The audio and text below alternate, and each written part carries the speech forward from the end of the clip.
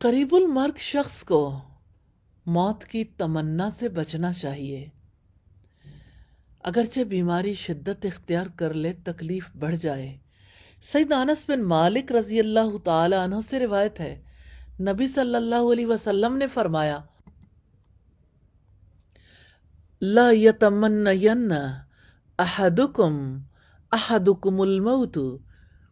لضر اصابہ فإن کان لابد فاعلا فلیقل۔ تم میں سے کوئی شخص بھی کسی تکلیف پہنچنے پر موت کی تمنا نہ کرے، اگر ضرور دعا کرنی ہی ہو تو اس طرح کہے، اللہم احیینی ما کانت الحیات خیرا لی وتوفنی اذا کانت الوفات خیرا لی۔ یا اللہ، جب تک میرے لیے زندہ رہنا بہتر ہے اس وقت تک مجھے زندہ رکھ، اور جب مرنا بہتر ہو تو مجھے موت دے دے۔ سیدہ ام الفضل سے روایت ہے کہ نبی صلی اللہ علیہ وسلم ہمارے پاس آئے اور عباس رضی اللہ تعالیٰ عنہ یعنی نبی کریم صلی اللہ علیہ وسلم کے چچا بیمار تھے۔ انہوں نے موت کی تمنا کی تو نبی صلی اللہ علیہ وسلم نے ان کو کہا، میرے چچا موت کی تمنا نہ کریں، کیونکہ اگر آپ نیک ہیں تو آپ کو مہلت مل جاتی ہے، آپ مزید نیکیاں کر سکتے ہیں، یہ آپ کے حق میں بہتر ہے۔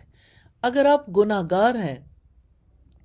آپ کو مہلت ملتی ہے تو اپنے گناہوں سے توبہ کر لیں، اپنی اصلاح کر لیں،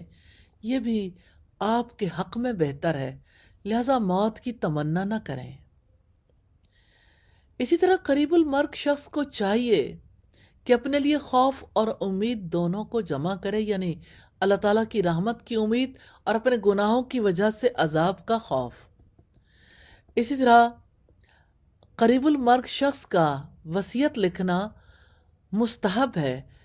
کیونکہ اگر اس پر کسی کے حقوق ہیں، مثلا امانتیں وغیرہ، تو ان کو ادا کر دے اگر ممکن ہو، ورنہ وصیت ہی کر دے۔ اور مالی حقوق کے بارے میں وصیت کرنا واجب ہے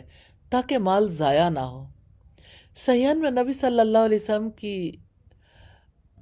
روایت ہے، کسی مسلمان شخص کے لیے یہ جائز نہیں کہ وہ 2 راتیں گزارے اور اس کے پاس ایسی چیز ہو جس کے بارے میں وہ وصیت کرنا چاہتا ہے اور اس کی وصیت اس کے سرہانے پر لکھی ہوئی نہ ہو۔ مال کے بارے میں وصیت کرنی چاہیے، اور اللہ تعالیٰ نے 1/3 مال کے اندر مرتے وقت تصرف کرنے کا حق دیا ہے۔ اور وصیت صحابہ کرام لکھتے تھے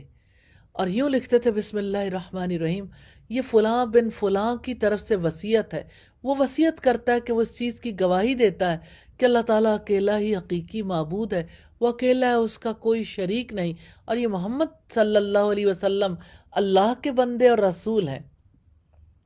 اور قیامت ضرور آئے گی، اس میں کوئی شک نہیں، اور اللہ تعالیٰ قبر والوں کو زندہ کر کے اٹھائے گا، اور اپنے گھر والوں کو اللہ تعالیٰ سے ڈرنے اور آپس میں صلح کرنے اور اللہ اللہ کے رسول کی اطاعت کرنے کی وصیت کرتا ہے۔ اگر وہ مومن ہے اور ان کو اس چیز کی وصیت کرتا ہے جس کی ابراہیم علیہ السلام نے اپنے بیٹوں کو اور یعقوب علیہ السلام نے وصیت کی تھی، یا بنی ان اللہ اصطفیٰ لکم الدین فلا تموتن الا وانتم مسلمون، اے میرے بیٹو، بے شک اللہ تعالیٰ نے تمہارے لیے دین کو چنا ہے، سو تم اس حال ہی میں مرنا کہ تم مسلمان ہو۔ یا اللہ ہمیں بھی وصیت پر عمل کرنے کی توفیق عطا کرنا، آمین ثم آمین۔